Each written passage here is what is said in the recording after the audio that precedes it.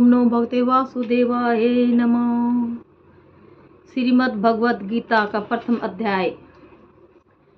श्री ओम नमो भगवते वासुदेवाय वासुदेव विश्वेश्वराय आदि पुरुष परंपर आलेख पुरुषाय नमः। जगत बंधु ज्योति स्वरूप जी की जाननहार, हरियस मांगन आयो दास प्रभु के द्वार। श्री भगवान जी ने अर्जुन को जो गीता ज्ञान दिया सो मुझे मिले। हे भवभंजन, श्री कृष्ण जी से किशोर दास मांगता है, हे प्रभु, गीता ज्ञान के उच्चारण करने से तुम्हारे भक्त पूर्ण ब्रह्म को पाते हैं। प्रभु, मैं आपकी शरण पड़ा हूँ। किशोर दास और कृष्णदास अति दीन गरीब हैं और आप परम प्रवीण आरत दुख भंजन हो। हे श्री कृष्ण भगवान, तेरे संतों और भक्तों के हेतु मैं यह ज्ञान भाषा में कहता हूँ। श्री गीता के ज्ञान की कथा आरंभ। जब कौरव पांडव महाभारत के युद्ध को चले तब राजा धृतराष्ट्र ने कहा कि मैं भी युद्ध को देखने चलूंगा। तब श्री व्यास जी ने कहा, हे राजन, नेत्र के बिना क्या देखोगे? राजा धृतराष्ट्र ने कहा, देखूंगा नहीं तो सुन तो करूंगा। तब व्यास जी ने कहा, हे राजन, तेरा सारथी संजय जो कुछ महाभारत के युद्ध की लीला कुरुक्षेत्र में होगी स्वयं बैठे ही श्रवण कराएगा। व्यास जी के मुख से वचन सुन संजय ने विनती करी, हे प्रभु, यहाँ हस्तिनापुर में बैठे कुरुक्षेत्र की लीला कैसे जानूंगा तथा राजा को किस भांति कहूंगा? तब व्यास जी ने संजय को यह वचन कहा, हे संजय, मेरी कृपा से तुझे यहाँ ही सब दिखाई देगा। व्यास जी की इतना कहते ही संजय की दिव्य दृष्टि हो गई और बुद्धि भी दिव्य हो गई। अब आगे महाभारत का कौतुक कहते हैं सो सुनो।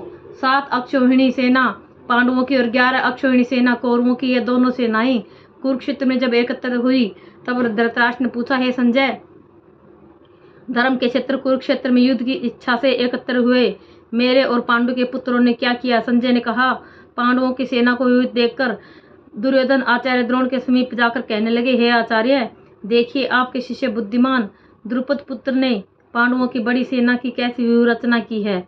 इस सेना में अर्जुन, भीम जैसे बड़े बड़े धनुर्धारी वीर, विराट महारथी, द्रुपद, धृष्टकेतु, चेकितान बलवान, काशीराज, पुरुजित, कुंती भोज, नरों में श्रेष्ठ शव्य, पराक्रमी युधामन्यु, बलवान उत्तमोजा, अभिमन्यु और द्रौपदी के पुत्र सबके सब महारथी हैं। हे ब्राह्मण श्रेष्ठ, आपके स्मरणार्थ अब मैं अपनी सेना के प्रधान सेनापतियों के नाम बताता हूँ। आप भीष्म, कर्ण, युद्ध, विजय, कृपाचारी, अश्वत्थामा, विकर्ण, सोमदत्त का पुत्र भूरिश्रवा और बहुत से सूरवीर मेरे लिए प्राण तक देने को तैयार हैं। ये लोग शस्त्र चलाने में अति निपुण हैं। हमारी सेना को जिसके भीष्म रक्षक हैं अपरिमित बल है और उनकी सेना जिसके भीम रक्षक हैं थोड़ा बल है। अब आप सब अपने अपने मोर्चों पर सावधान रहकर सेनापति की रक्षा कीजिए। भीष्म पिता ने दुर्योधन को प्रसन्न करते हुए और ऊंचे स्वर से गरजते हुए शंख बजाया। फिर वहां चारों ओर शंख, नगाड़े, ढोल, गोमुख आदि बाजे बजने लगे, जिनका बड़ा भयंकर शब्द हुआ। जिसके अनंतर श्री कृष्ण और पांडव अर्जुन ने दिव्य शंखों को बजाया। श्री कृष्ण ने 5 जन्य और अर्जुन ने भी देवदत्त नामक शंख को और भीषण कर्म करने वाले भीम ने पौंड्रक नामक बड़े शंख को बजाया। कुंती पुत्र राजा युधिष्ठिर ने अनंत विजय, नकुल ने सुघोष और सहदेव ने मणिपुष्पक और धनुर्धर काशीराज, शिखंडी, धृष्टद्युम्न, विराट, अपराजित, सात्यकी, राजा द्रुपद और द्रौपदी के 5 पुत्र और महाभाऊ अभिमन्यु, इन सब वीरों ने अपने अपने शंखों को बजाया। उन शंखों के भारी शब्द से आकाश और पृथ्वी गूंज उठे और धृतराष्ट्र के पुत्रों के हृदय कांप उठे। हे राजन, अर्जुन ने कौरवों को युद्ध के लिए प्रस्तुत देखकर धनुष उठाकर श्री कृष्ण से कहा कि हे अच्युत, मेरा रथ दोनों सेनाओं के बीच में खड़ा कीजिए, जिससे मैं युद्ध करने वालों को देख लूं कि इस रणभूमि में मुझे किन किन के साथ युद्ध करना चाहिए। दुर्बुद्धि दुर्योधन से प्रीति करने वाले जो युद्ध के लिए यहाँ एकत्रित हुए हैं उनको देखूंगा। संजय ने कहा, हे राजन, अर्जुन की बात सुनकर श्री कृष्ण ने भीष्म, द्रोण आदि वीरों के सामने उत्तम रथ को खड़ा करके कहा कि हे वीर, युद्ध के लिए उद्यत इन कौरवों को देख लो। अर्जुन ने चाचा, बाबा, गुरु, मामा, भाई, पुत्र, पुत्र, मित्र, ससुर और स्वजनों को शस्त्रों से सुसज्जित खड़े देखा और उसने इन दोनों सेनाओं में अपने ही सब बांधुओं को देखकर परम दरिद्र हुए ये वचन कहे, हे कृष्ण, युद्ध की इच्छा से आए हुए इन अपने बंधुओं को देख मेरे अंग ढीले होते जाते हैं और मुख सूखा जा रहा है। मेरा शरीर बेकल होता है, गांडीव हाथ से गिरा जाता है। हे केशव, मुझ में यहाँ खड़े रहने की सामर्थ्य नहीं है और सब लक्षण में उल्टे देख रहा हूँ और संग्राम में अपने स्वजनों का वध करके कोई लाभ नहीं होगा। हे कृष्ण, मैं जीत, राज्य और सुख भी नहीं चाहता हूँ। हे प्रभु, हमको राज्य भोग तथा जीवन से क्या काम है, क्योंकि जिनके लिए राज्य भोग और सुख की इच्छा की जाती है वे सब इस युद्ध में प्राण और धन की इच्छा छोड़ मरने को तैयार हैं। और आचार्य, पिता, पुत्र, पितामह, माता, ससुर, पुत्र, साले और जो संबंधी ये सब मुझे मारे तो भी हे मधुसूदन, मैं इन्हें मारने की इच्छा नहीं करूंगा। हे जनार्दन, त्रिलोकी के राज्य के लिए भी मैं इन्हें मारना नहीं चाहता, फिर इस पृथ्वी के राज्य के लिए तो कहना ही क्या। हे जनार्दन, धृतराष्ट्र के पुत्रों को मारकर हमारा क्या भला होगा, इसलिए हमें अपने भाई धृतराष्ट्र के पुत्रों को मारना अनुचित है। हे माधव, स्वजनों को मारकर क्या हम सुखी हो सकते हैं। ये सब लोभ के वशीभूत है और कुल के नाश करने तथा मित्रद्रोह करने में पाप को नहीं देखते। कुल नाश के दोष को जानते हुए भी हमको इस पातक से क्यों नहीं दूर रहना चाहिए। कुल का नाश होने से कुल के प्राचीन धर्म नष्ट हो जाते हैं, फिर धर्म नाश होने से कुल में पाप बढ़ता है। कृष्ण, पाप से कुल की स्त्रियां व्यभिचारिणी होती हैं, जिससे वर्णशंकर संतान उत्पन्न होती है, और वह वर्णशंकर जिन पुरुषों ने कुल को नष्ट किया उनको तथा उस कुल को नरक में पहुंचाते हैं, क्योंकि श्राप तर्पण आदि बंद हो जाते हैं। वर्णशंकर बनाने वाले दोषों से कुल ध्वंसकों के जाति धर्म और कुल धर्म निरंतर नाश होते हैं। हे जनार्दन, मैंने बराबर सुना है कि कुल धर्म नष्ट होने से निश्चय नरकवास करना होता है। हाय, हम बड़ा पातक करने को तैयार हैं, जो राज्य सुख के लोभ से स्वजनों को मारने की कोशिश कर रहे हैं। शस्त्रों को धारण किए हुए धृतराष्ट्र के पुत्र, यदि मुझे शस्त्र रहित और उपायहीन को रणभूमि में वध कर डाले तो मेरा बहुत कल्याण हो। संजय ने कहा, हे राजन, यह कहकर दुखित होकर अर्जुन ने धनुष बाण फेंक दिया और रथ के पिछले भाग में जा बैठा। इति श्रीमद् भागवत गीता सुपनिषद सुब्रह्म विद्या योग शास्त्रे श्री कृष्ण अर्जुन संवादे विषाद योगी नाम प्रथमो अध्याय संपन्नो। ओम नमो भगवते वासुदेवाय नमः। भगवत गीता, श्रीमद् भगवत गीता जी के पहले अध्याय का महात्म्य। एक समय पार्थिव ने पूछा, हे महादेव जी, किस ज्ञान के बल से आपको संसार के लोग शिव कहकर पूछते हैं। मृगशाला उड़े, अंगों में शमशानों की विभूति लगाई, गले में सर्प मुंडों की माला पहन रहे हो, इनमें तो कोई पवित्र नहीं, फिर आप किस ज्ञान से पवित्र हो, वह आप कृपा कर कहिए। श्री महादेव जी बोले, हे प्रिय, सुनो, गीता ज्ञान को हृदय में धारण करने से मैं पवित्र हूँ और उस ज्ञान से मुझे बाहर के कर्म व्याप्त नहीं।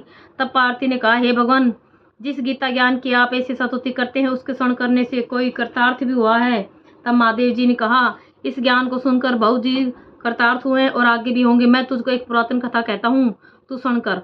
एक समय पाताल लोक में शेषनाग की सैया पर श्री नारायण जी नैन मूंद कर अपने आनंद में मगन थे।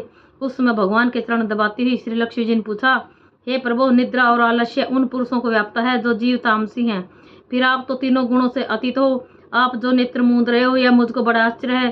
श्री नारायण जी बोले, हे लक्ष्मी, मुझको निद्रा आलस्य नहीं व्यापता। एक शब्द रूप जो भगवत गीता है उसमें जो ज्ञान है उसके आनंद में मगन रहता हूँ। जैसे 24 अवतार मेरे आकार रूप है, तैसे यह गीता शब्द रूप अवतार है। इस गीता में ये अंग है। 5 अध्याय मेरा मुख है, 5 अध्याय मेरी भुजा है, 11वां अध्याय मेरे हृदय है और मन है, 16वां अध्याय मेरा उदर है, 17वां अध्याय मेरी जंघा है, 18वां अध्याय मेरे चरण है। सब गीता के जो श्लोक हैं सो मेरी नाड़ियां हैं और जो गीता के अक्षर हैं सो मेरे रोम हैं। ऐसा जो मेरा शब्द रूपी गीता ज्ञान है जिसके अर्थ मैं हृदय में विचारता हूँ और बहुत आनंद को प्राप्त होता हूँ। श्री नारायण जी ने कहा, हे लक्ष्मी, गीता ज्ञान को सुनकर बहुत जीव कृतार्थ हुए हैं, सो तू सुन। शूद्रवर्ण एक प्राणी था जो चंडालों के कर्म करता था और तेल लवण का व्यापार करता था। उसने बकरी पाली। एक दिन वह बकरी चराने को वन को गया, वृक्षों के पत्ते तोड़ने लगा। वहां सर्प ने उसे डस लिया, जिससे तत्काल उसके प्राण निकल गए। मरकर उसने बहुत नरक भोगे और फिर बैल का जन्म पाया। उस बैल को भिक्षुक ने मोल ले लिया। वह भिक्षुक उस पर चढ़कर सारा दिन मांगता फिर जो कुछ भिक्षा मांग कर लावे कुटुंब के साथ मिलकर खावे। वह बैल सारी रात द्वार पर बंधा रहे, जिसके खाने पीने की भी खबर न लेवे। कुछ थोड़ा सा भूसा उसके आगे डाल देवे। जब दिन चढ़े फिर बैल पर चढ़कर मांगता फिरे। कई दिन गुजरे तो बैल भूख का मारा गिर पड़ा, पर उसके प्राण नहीं छूटे। नगर के लोग देखा करे, कोई तीर्थ का फल दे, कोई व्रत का फल दे, पर उस बैल के प्राण नहीं छूटे। एक दिन गणिकायुष ने मनुष्य से पूछा, यह भीड़ कैसी है? तो उन्होंने कहा, इसके प्राण जाते नहीं, अनेक पुण्यों का फल दे रहे हैं तो भी इसकी मुक्ति नहीं होती। तब गणिका ने कहा, मैंने जो किया उसका फल इस बैल के निमित्त दिया। इतना कहते बैल की मुक्ति हुई। तब बैल ने एक ब्राह्मण के घर में जन्म लिया। पिता ने इसका नाम सुशर्मा रखा। जब बड़ा हुआ तो पिता ने इसको पढ़ाया। तब उसको पिछले जन्म की सुध रही थी। इसने एक दिन मन में विचार किया, जिस गणिका ने मुझे बैल क्यों नहीं छुड़ाया था उसका दर्शन करूं। विप्र चलता चलता तो गणिका के घर गया और कहा, तू मुझे पहचानती है? गणिका ने कहा, मैं नहीं पहचानती, तू कौन है? तेरी मेरी क्या पहचान है? तो तू विप्र और मैं वैश्या। तब विप्र ने कहा, मैं वही बैल हूँ जिसको तुमने अपना पुण्य दिया था। तब मैं बैल की योनि से छूटा था। अब मैंने विप्र के घर जन्म लिया, तो अपना वह पुण्य बता। गणिका ने कहा, मैंने अपने जाने कोई पुण्य नहीं किया, पर मेरे घर एक तोता है, वह कुछ पढ़ता है, मैं उसके वाक्य सुनती हूँ। उस पुण्य का फल मैंने तेरे निमित्त दिया था। तो विप्र ने तोते से पूछा कि तो सवेर क्या पढ़ता है? तोते ने कहा, मैं पिछले जन्म विप्र का पुत्र था। पिता ने मुझे गीता के पहले अध्याय का पाठ सिखाया था। एक दिन मैंने गुरुजी से कहा, मुझको तुमने क्या पढ़ाया? तब गुरुजी ने मुझे शाप दिया कि तू सुआ हो जा। तब मैं सुआ हुआ। एक दिन फंदक मुझे पकड़ कर ले गए। एक विप्र ने मुझे मोल लिया। वह विप्र भी अपने पुत्र को गीता का पाठ सिखाता था। तब मैंने भी वह पाठ सीख लिया। एक दिन विप्र के घर चोर घुस पड़े। उनको धन प्राप्त हुआ तो पिंजड़े उठा के ले गई। उन चोरों की अगणिका मित्र थी।